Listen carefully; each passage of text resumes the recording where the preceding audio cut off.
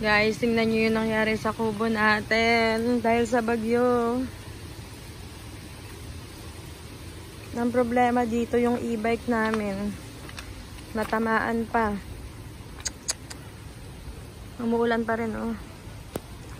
Kailangan natin ng tulong. OMG. Wala. Grabe tong bagyo na to.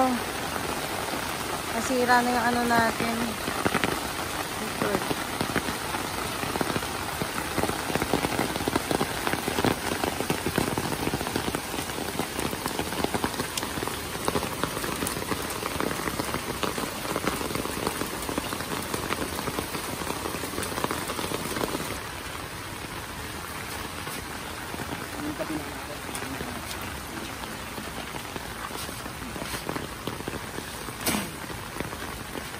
Yan. Kaya mo tumukod yan. Ay, lumulus ako.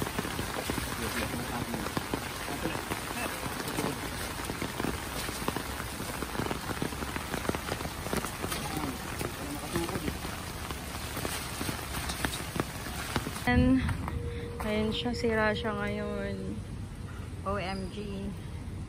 Yun yung mga paa nyo. Guys. Tapos patuloy pa din yung ano, masamang panahon. Diba? Kuhaan natin yung nagsira ng kubo ko. Ito guys, si Adrian. Siya yung nagtumba ng kubo ko. Charot lang. Ayun na yung kubo. Nabagsakan ako, ano? Aray ka.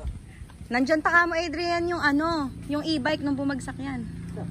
Nasa loob. Buti, natanggal agad ni Daniel. Ay! Yung ilaw. Mamaya na yan? Sorry po, nakabasag.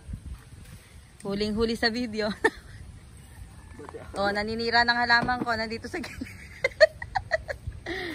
Joke lang. So guys, wala na rin tayong net dun sa kabila. Tapos, eto, luluwag na dito kasi matatanggalan to. So dapat, iniisip namin kung masasalba pa namin yung bubong. Kaya lang, hindi na pwede. Tingnan nyo guys. Diba? Tapos ang lambot na ng mga kahoy. Aray ko. Ay, pagdalhin nyo si Bonbon kung susunod. Baka may mahihiram siyang gamit. Naputol na din yung mga ilaw natin guys. Ha? Gapok na. Kaya nga. Hindi na pwede na. Hindi na talaga. Tingnan nyo. O, masakin na. Tanggalin nyo na lang muna yung net na. Wala natin dyan eh. Yung? Gapok na init eh. Yung net? Opo. Talaga? Kukunit na lang. Tingnan nyo po. Wait. To see is to believe. Sige lang. Ayun nga. Sige. O, may permission tayo na sinisira to. Didemolish ng bubo. Nadidemolish na tayo guys. Sayang. Kala ko malilipat pa. Sa harap ko kako papalipat yung bubong eh. Ah, teka. Kukunin ko. Siyempre mag-a-adjust ako sa inyo. Sabi ko naman sa inyo eh. Be, yung ilaw ha. Pasuyo. Huwag niyong ubusin yung bombilya, please.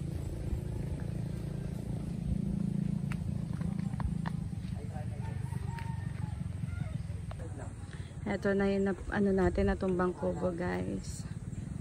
Ayan, iniisip ko na lang, syempre, ang importante, safe tayo, 'di ba? Kaya lang medyo nakakalungkot pa rin. Guys, ganito na ngayon kaaliwalas dito sa likod. And makikita nyo nasa lamesa pa yung mga iba kong halaman. Kasi yan yung mga nilipad, 'di ba? Or yung mga nasa lapag, inakyat ko muna. Tapos, etong dito, papalinisan pa natin yan. Hanggang dun sa may kabilang kubo, papalinis din natin yung mga paligid niya. So, papatanggal yung mga damo, magtitrim ng mga halaman. And ayun, yung dito, yung kubo, sinunog na namin kanina. So, yun yung umuusok-usok dun. Inunti-unti naming masunog yun. Tapos, dito sa kabilang kubo muna yung aming e-bike, mga motor na hindi yung ginagamit masyado. So yan, dito kami nagpark sa may likod banda.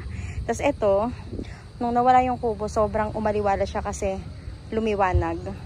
And ayun, iisipin ko pa kung ano yung ilalagay ko dito, pero baka iwan ko na lang yan na ganyan dahil malamok din ngayon at ayoko naman na maano siya. Ayoko munang maglagay-lagay ng kung ano-ano. Tapos ito yung e-bike namin guys, yan yung nabagsakan ng kubo. Pero ayun, natanggal yung pinaka sa may bubong niya. Ipapa-repair pa natin yan. So ayun, naglinis-linis lang kami. Tapos ito na lang ang natira sa ating kubo.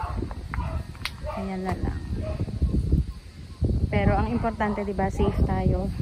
So guys, alam ko hindi lang kami yung medyo naperwisyo ng bagyo, pero thankful pa din at okay pa rin na yun lang yung nangyari, 'di ba? Importante pa rin yung safety ng buong pamilya at saka lahat kami dito sa probinsya. And ayun, update ko ulit kayo next time guys kapag okay na dito. And dito nga pala nakapagtanim na sila ng palay. So tingnan nyo. Ang ganda na tingnan. Diba? Medyo umaaraw. Update muna tayo guys. Nagpapaano ako dito. Nagpapadamo sa mga bata. Diba? Lilinisin natin yan. Pero syempre, pinag-off ko muna sila bago sila magsimulang magdamo. And ayan na dito sa garden guys. Tingnan nyo.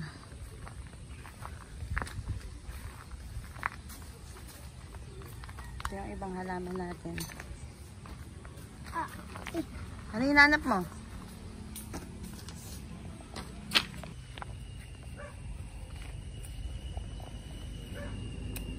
Ayan guys, si Lester. Nagpaalam yan sa papa niya. Na ano dito. Ang dada mo. And ang ganda na dun sa bukid. Bye.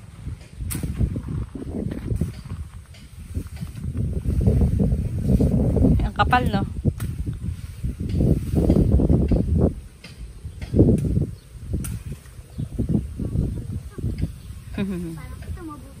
Ayan na guys, lumalabas na yung mga cactus natin.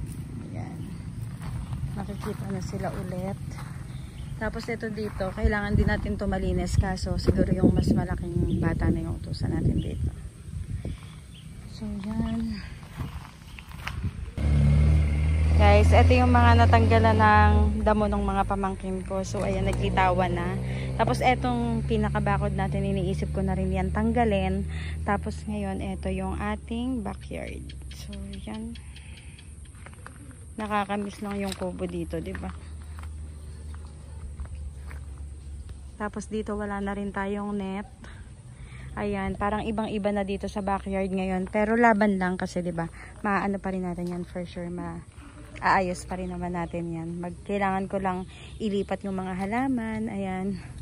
Tapos ayusin para gumanda dito sa likod. Pero okay lang 'yan kasi ang naiisip ko naman dito ngayon is baka magtanim naman ako ng mga gulay. Mag-aayos ako dito sa backyard. So, update ko kayo sa susunod.